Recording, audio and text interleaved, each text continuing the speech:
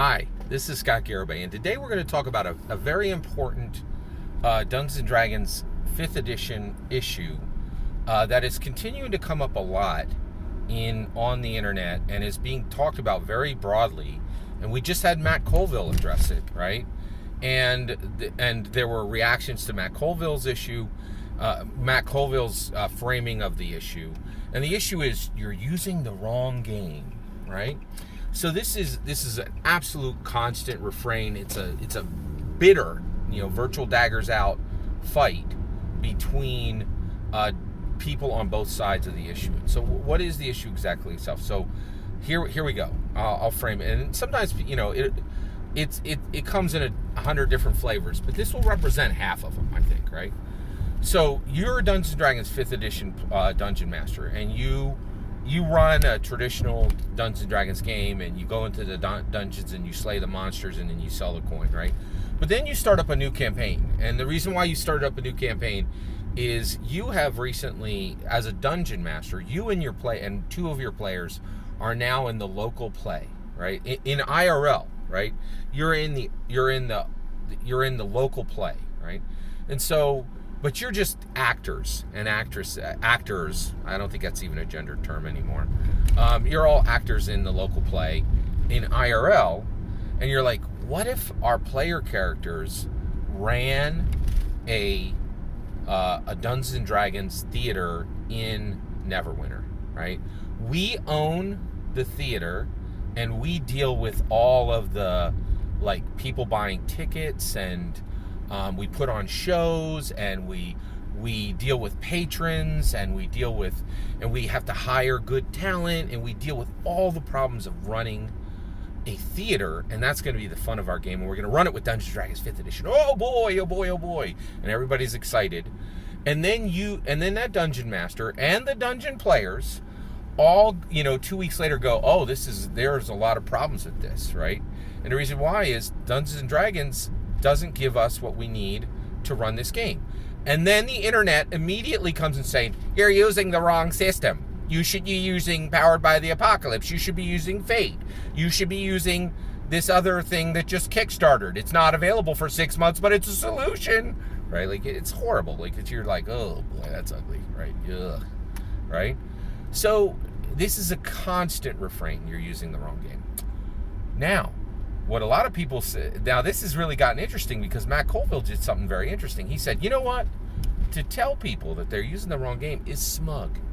It's the smug response of a smug person. Love it. Right? I love his take on that, right? I'm going to take it one further. The people who say you're using the wrong game and then point you to a different game are harming humanity. Here's why, okay? What they're saying is that Dungeons & Dragons is not for running games about theaters. It's just about monsters, right?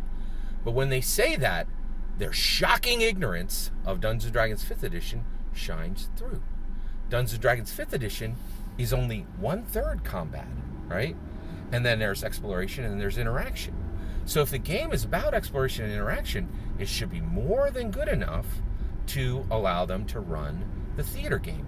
And if it's not, there's an incredible value in them not switching to PBTA, them not switching to Fate, right? Them not switching to Savage World, right? And them staying in Dungeons & Dragons 5th edition, because if they do, what happens is they keep running in 5th edition a game about running a theater, right? And being theater owners, right? And then when the next survey goes out to player, when the next Unearthed Arcana comes out, and Dungeons & Dragons, which is on a feedback loop that no other tabletop role-playing game in the world even remotely matches, then Dungeons & Dragons and Wizards of the Coast will say, oh, we need to put in material into the next book to make sure that these people can run their theater game. And then when Dungeons & Dragons gets the tools to run a theater game, right, then the masses who play Dungeons & Dragons now evolve their human intellect to do more than slay monsters with Dungeons & Dragons. But when you go to PBTA and you go to Fate, you keep the hobby small, and then you pull all the beautiful parts of tabletop role-playing games to this tiny podcast group, right? Mostly privileged rich people, right? Who are now using these bespoke systems. Oh, but running a theater game isn't for the masses. It's just for people who like indie games. You see where I'm going? Right? If you stay on Dungeons & Dragons 5th edition, you change Dungeons & Dragons 5th edition, and Dungeons & Dragons 5th edition evolves so that the exploration and the interaction are important.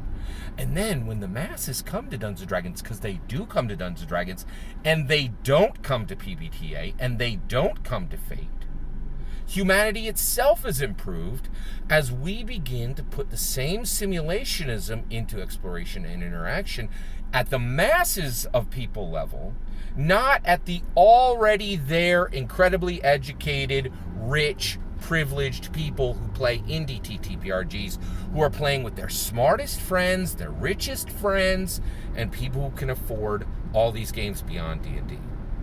See what I'm saying? By saying you're using the wrong system, you harm humanity. You keep all of humanity small by saying the masses are not worthy of our effete, special, elitist, non-combat systems. It is incredibly privileged, incredibly selfish, and incredibly wrong. That's my opinion. What's yours? I'd love to hear it. Let me know in the comments below. Please consider liking and subscribing, and have a wonderful millennium.